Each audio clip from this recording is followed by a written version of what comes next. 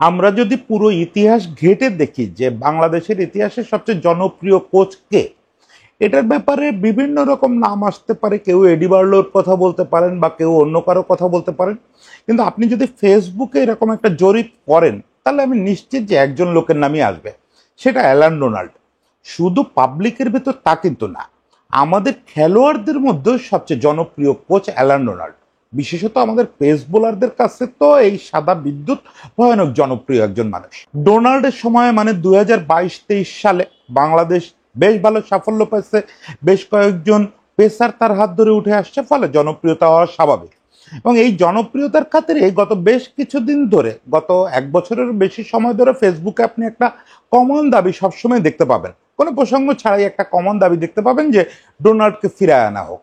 অবশেষে সেই ব্যাপারটা আবার সত্যি হলেও হতে পারে।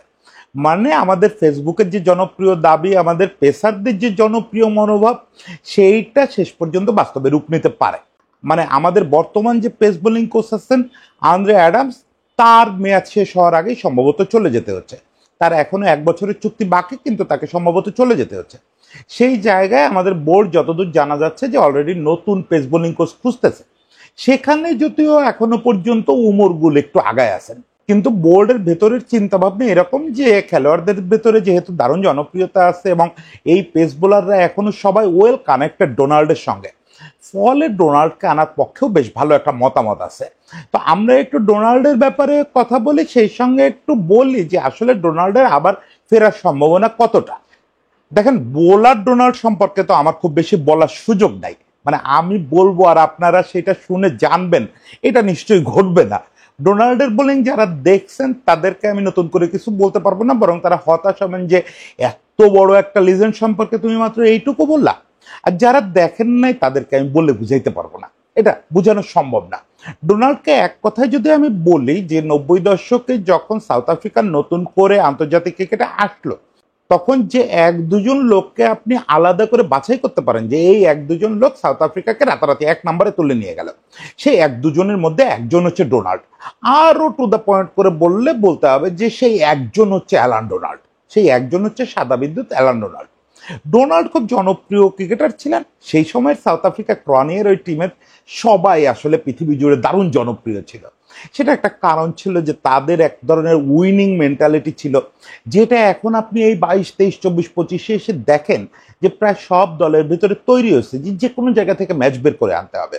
এই জিনিসটা সম্ভবত আধুনিক ক্রিকেটকে প্রথম দেখাইছে আসলে হ্যান্সে ক্রনিয়ের দল।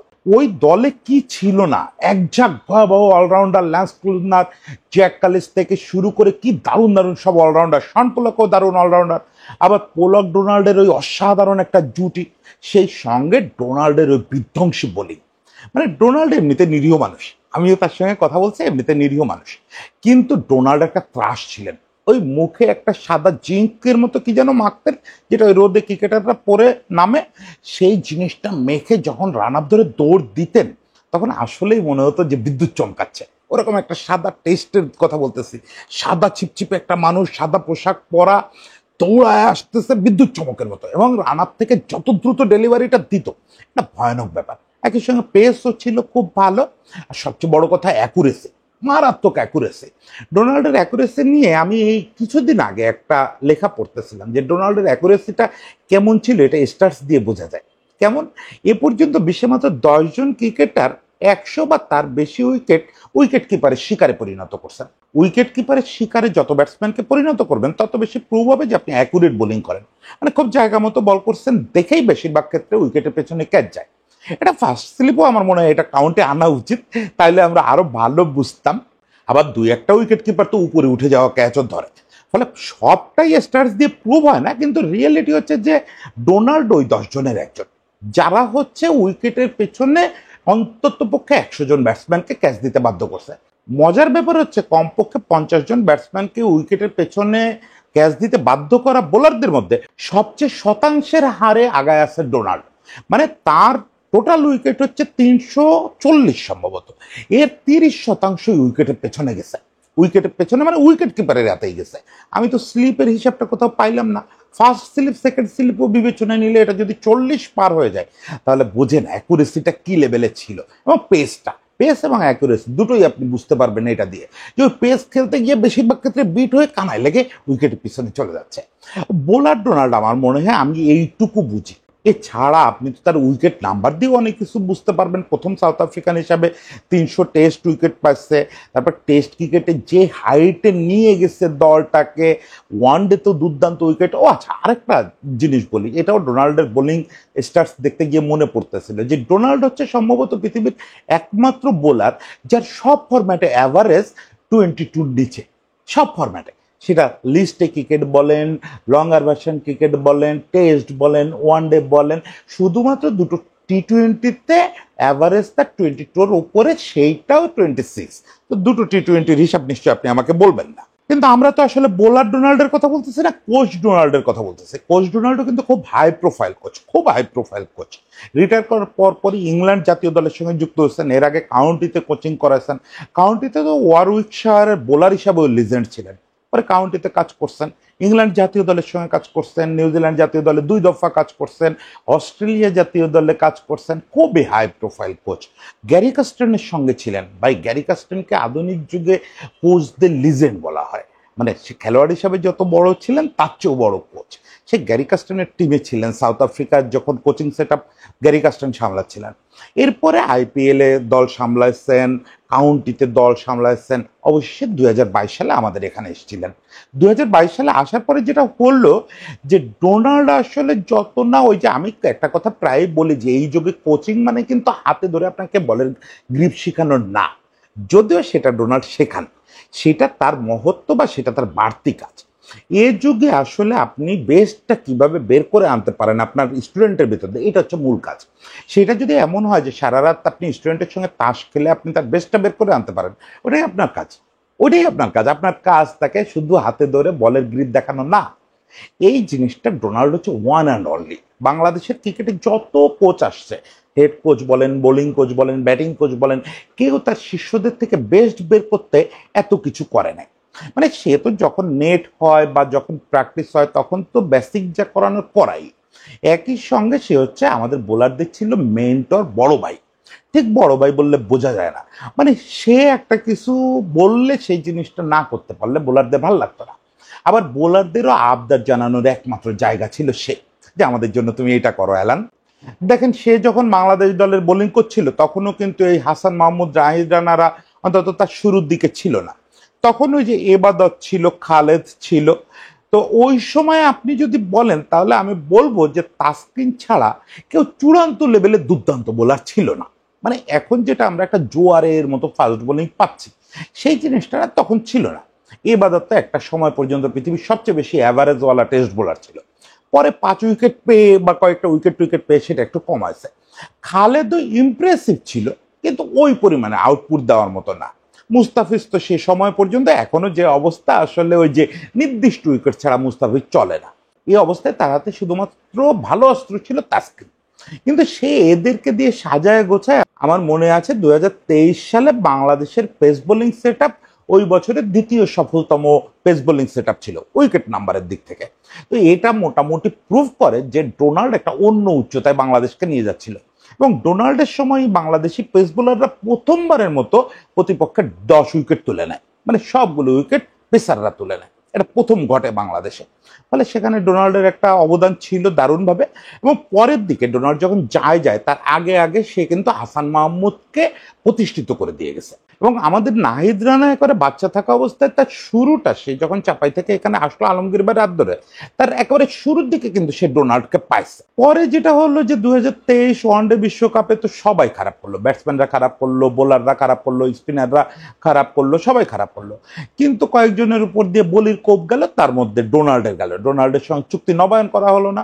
ডোনাল্ড এখন সাউথ আফ্রিকান ঘরোয়া ক্রিকেটে কোচিং করেন, আর ইদানিং দেখতেছি যে খুব গলফ খেলে বেড়াচ্ছেন, একটা কি 3 দিনের টুর্নামেন্টও খেললেন। এখন কথা হচ্ছে আমরা নতুন বোলিং কোচ খুঁজতেছি, এটা সত্যি।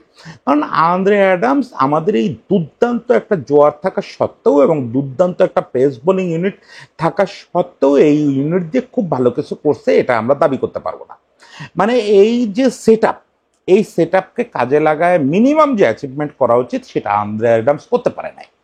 এই সেট আপকে তো আপনি সামান্য নার্সিং করলে এটা দিয়ে অনেক কিছু করা সম্ভব। এখন দেখেন বিশ্বের অন্যতম গতিশীল ফাস্ট বোলার নাহিদ রানা আমাদের দেশে। আমি বলি যে বিশ্বের সবচেয়ে স্মার্ট বোলারদের একজন হাসান মাহমুদ বাংলাদেশে, তাসকিনের মতো অ্যাকুরেট এবং ধারাবাহিক বোলার বাংলাদেশে। এই তিনটাই আসলে যথেষ্ট যে আপনার আসলে কোথায় যাওয়া সম্ভব। এর সঙ্গে তানজিম সাকিবের নাম অবশ্যই বলতে হবে, দুর্দান্ত একটা অ্যাগ্রেসিভ ফাস্ট বোলার। কিন্তু এদের নিয়ে আন্দ্রে অ্যাডামসের আমি নতুন কিছু দেখতে পাই নাই। মানে ওর জায়গায় মোটামুটি পেস বোলিং জানে, এরকম যে কাউরে দাঁড় করা দিলে যা করতো ও তাই করতো। বরং আমার মনে হয় যে আমাদের ঘরোয়া ক্রিকেটে যাদের হাত ধরে এই পেস বোলিং বিপ্লবটা হয়েছে, সেই আলমগীর কবির, নাজমুল, আমাদের ঘরোয়া ক্রিকেটে তো ওরা দুর্দান্ত পারফর্ম করতেছে। এদের কাউরে দায়িত্ব দিলে ইচ্ছে আমরা বেটার আউটপুট পেতাম। সেই জায়গাটা বোর্ড মনে করছে যে আরো 1 বছর কন্ট্রাক্ট থাকার পরও আন্দ্রে অ্যাডামসকে তারা রাখবে না, সম্ভবত খুব দ্রুতই তারা বিদায় বলে দেবে। সেক্ষেত্রে নতুন পেস বোলিং কোচ লাগবে। এখনই সম্ভবত ঘরোয়া কাউকে দায়িত্ব দেওয়া হচ্ছে না। এটাকে আমি একটা জায়গা থেকে সমর্থন করি, কেন এরা তো এখন একটা রোল প্লে করতেছে, কন্টিনিউয়াসলি প্লে করতেছে। নাজমুল বলেন, আলমগীর ভাই বলেন, সবাই করতেছে এটা। এখনই যদি নাজমুলকে উইথড্র করে আনেন, নাজমুলকে দিয়ে খুবই সম্ভব এই দায়িত্বটা চালানো। কিন্তু সেক্ষেত্রে আমাদের ওখানে একটা ভ্যাকুয়াম তৈরি হবে। নাজমুল কিন্তু শতাধিক ফাস্ট বোলার সামলাচ্ছে এই মুহূর্তে। মানে টাইগার্স ক্যাম্পে যারা আছে, আন্ডার 19 ক্যাম্পে আছে, ইভেন ন্যাশনাল টিমের ক্যাম্পেও যারা আছে, যার যে প্রবলেম, কারোর এই স্ট্রেংথ বাড়ানো দরকার, অমুক তমুক, মানে ও একদম স্কুল টিচারের মতো করে রোল প্লে করতেছে। ওকে নিয়ে আলাদা কন্টেন্ট অবশ্যই আমার করতে হবে, কিন্তু আমি সুযোগ পাচ্ছি না ওর সঙ্গে একটু কথা বলার। সুযোগ পেলেই আমি আলাদা কন্টেন্ট করব। ফলে নাজমুলকে বা আলমগীর ভাইকে কাউকে তুলে এনে ন্যাশনাল টিমে নিলে ওই দিকে একটা ভ্যাকুয়াম তৈরি হবে, কিন্তু ওইটা তো আমাদের বেশি জরুরি। ফলে আমাদের ন্যাশনাল টিমের জন্য একটা পেস বোলিং কোচ দরকার।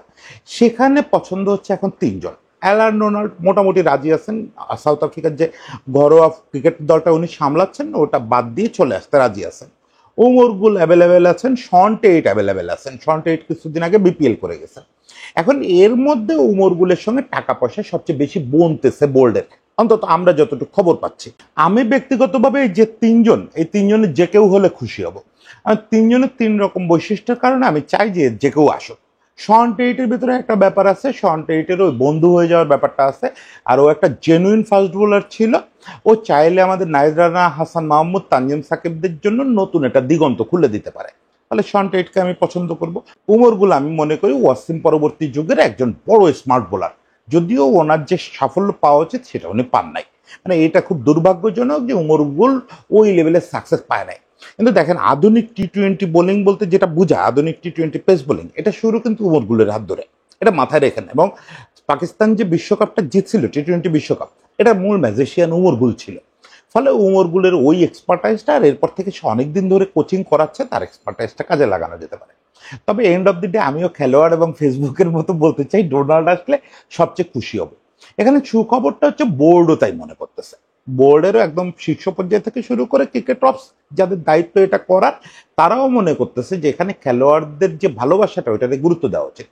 খেলোয়াড়দের সঙ্গে ডোনাল্ডের রিলেশন কেমন, এটা দুটো কথা শুনলে বুঝবেন। ডোনাল্ড যেদিন বাংলাদেশ ছেড়ে চলে যান 2023 সালে, তখন তো আমি ক্রিকেটের সঙ্গে একটু ডিসকানেক্টেড। স্টিল আমার মনে আছে যে পত্রিকায় একটা লেখা পড়ছিলাম যে ডোনাল্ড বলছেন যে আমি চলে যাচ্ছি, হোয়াটসঅ্যাপ গ্রুপ বন্ধ হবে না, বরং এখানে নতুন যারা আসবে তাদের যোগ করা হবে।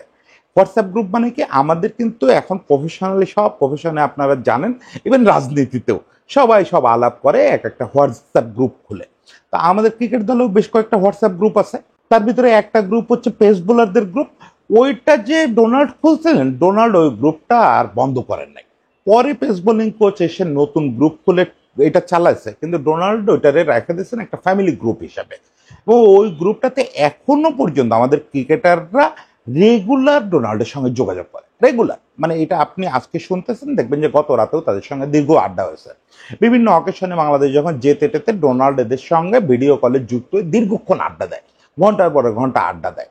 এছাড়া এরা টেকনিক্যালিও অনেক কাজ করে ওই গ্রুপটাতে।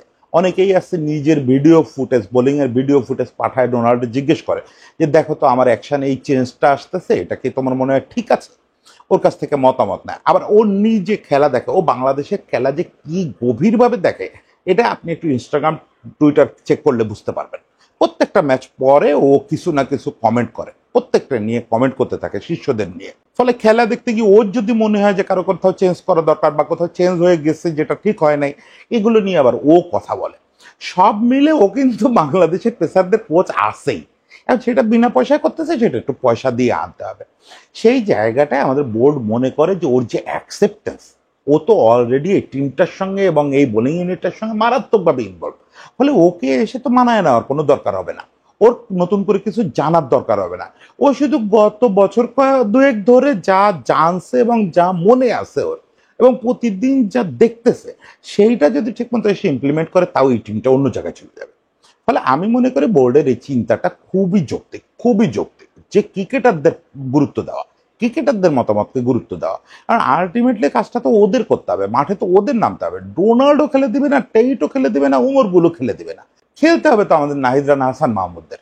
তো সেক্ষেত্রে আসলে তাদেরই মতামতটাকে গুরুত্ব দিতে হবে, যে বাবা তোমরা ভালো খেলবে কারে পাইলে। এখন আমার মনে হয় বোর্ড সঠিক পথে হাঁটতেছে, এবং আমাদের প্রার্থনা করা উচিত যে আসলে যেন বোর্ড এই সিদ্ধান্তটাই নেয়। সামান্য টাকার জন্য রোনাল্ডোর পথ থেকে সরে আসা উচিত হবে না। সবার জন্য শুভেচ্ছা। ডোনাল্ডকে আবার দেখার অপেক্ষায় রইলাম, এবং আমি নিশ্চিত আপনারা যারা কন্টেন্টটা শুনলেন তাদেরও খুব প্রার্থনা থাকবে যে ডোনাল্ড যেন আবার ফিরে আসে। সবাই ভালো থাকবেন।